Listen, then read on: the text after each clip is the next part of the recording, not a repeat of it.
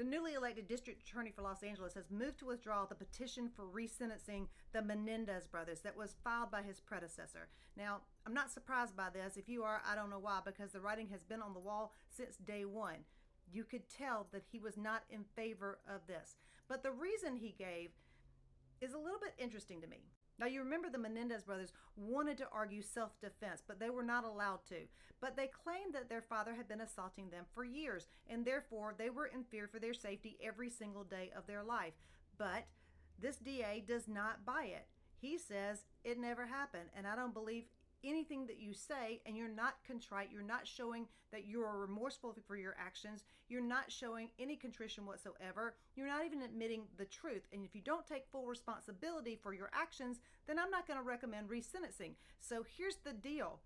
Menendez brothers, you have to come in and admit that there was no assault by your father and that there was no self-defense. You just did it. And then you'll have a path to resentencing. They're not going to do that at all. They're not going to do that because that's not what happened. And they've been asserting this defense since day one. And there's this newly found letter from one of the cousins in the closet that after he died. And this prosecutor says he doesn't buy that that's a legit letter. He's doing all of this at the bequest of Kitty, their mom's brother. He's the only one in the family that doesn't want them resentenced or released. He's the only one. He says, "Thank you so much, Governor." While members of the family, like at least 15 members of the family, are begging for them to be released. They've had impeccable records in prison, and they have done so much to rehabilitate other people in there. But this prosecutor says, no, we're not going to do it unless you admit that you just killed him flat out and we're not being assaulted. The hearing on the petition for resentencing is scheduled for March the 20th.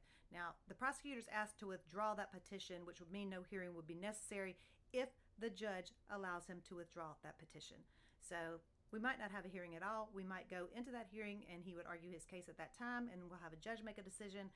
Either way, the Menendez brothers have two other available options to them. They can file a writ of habeas corpus to the Supreme Court saying that they're being unlawfully detained, or they can go through the governor and the pardon process.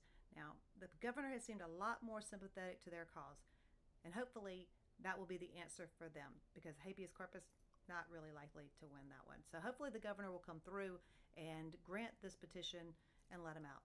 Sorry if you don't agree with that. I think they've done enough time. I think that they've done enough time regardless of what the circumstances were surrounding it. 30 years for murder, that's a lot.